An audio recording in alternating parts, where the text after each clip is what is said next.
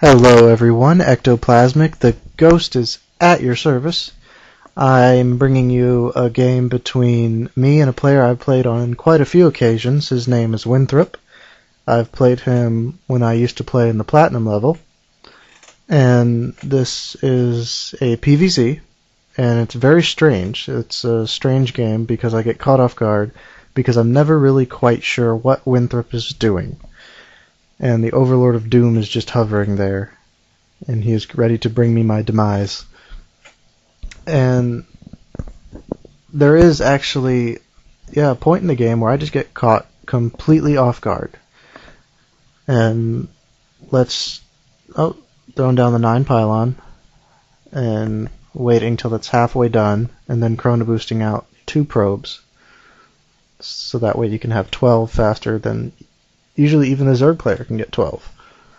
And there is the gateway. And I had in my mind, when this game had started, that I either wanted to go like a 5-gate Templar Archive for Zealot legs, or a 3-gate Robo Bay. And I just wanted to wait and see what he was doing. And I got the gas right after I got the gateway, which is, kind of unusual. But I wanted to research Warpgate as soon as the Cybernetics core was done. So I was going to need at least 2 probes on that. And there's the Zealot chasing down the drone. And he gets that kill. And here's my probe. He comes in here and he says, "Hello, how are you faring today, Zerg base?" And nobody is attacking him, so I just leave him here. And I see that there is just a spawning pool and a bunch of drones, and he feels safe.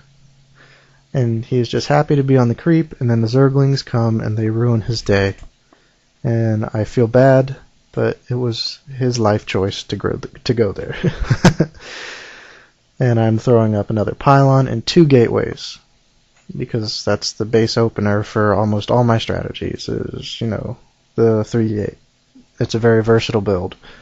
And I have 2 Zealots out, and I'm trying to chrono boost out the Stalker because I know the Lings are coming.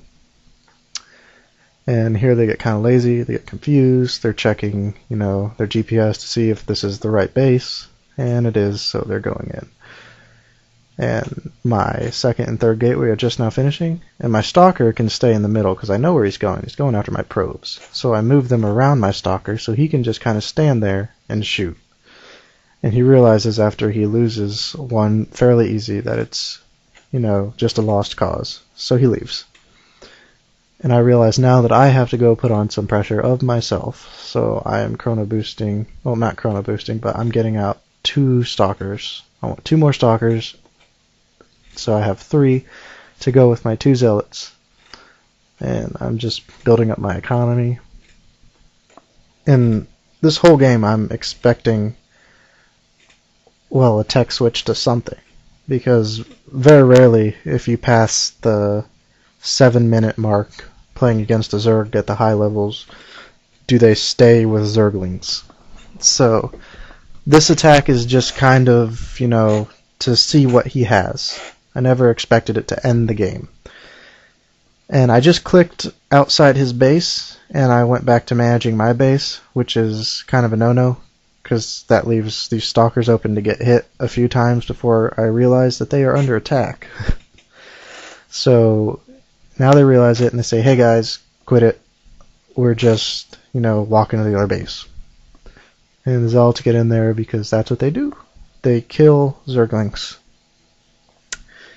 And if a Zealot got up in the morning, he'd have a checklist, and it would have one thing on it, and it would be kill Zerglings.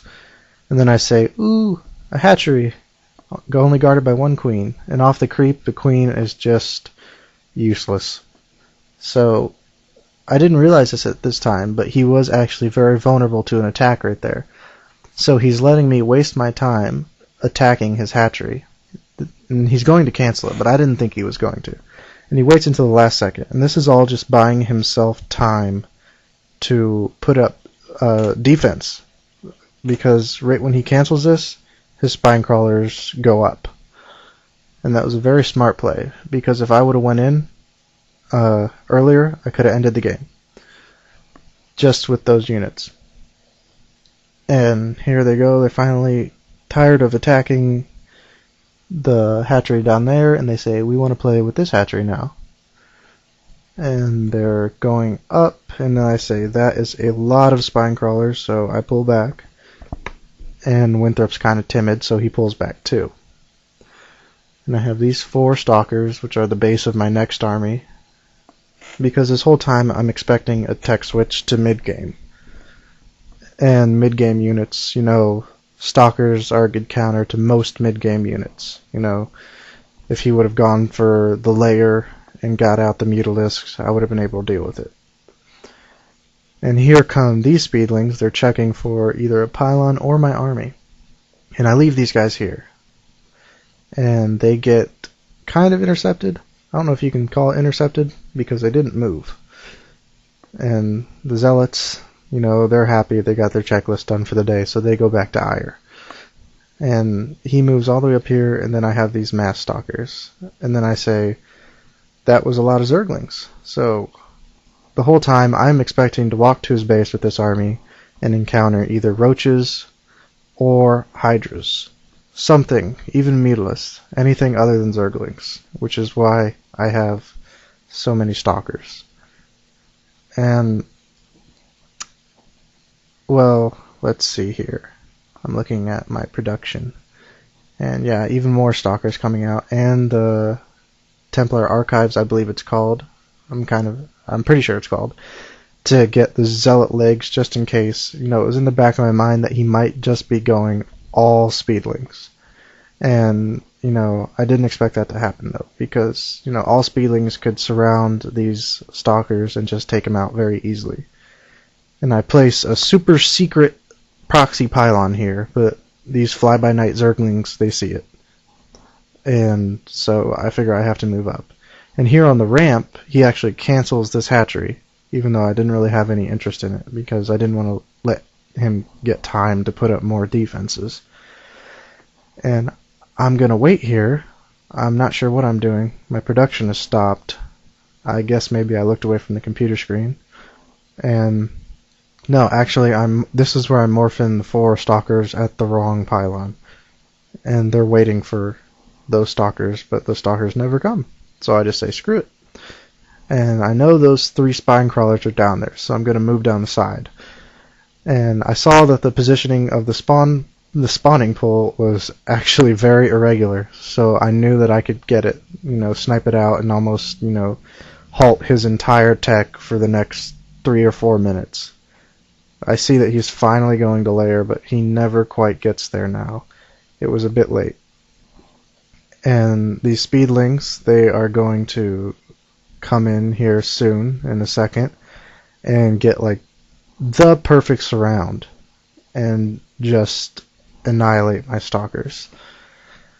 Because, as I said, I was expecting roaches or hydras, and he went all speedlings and countered me. This is where I got caught off guard and my entire army was destroyed.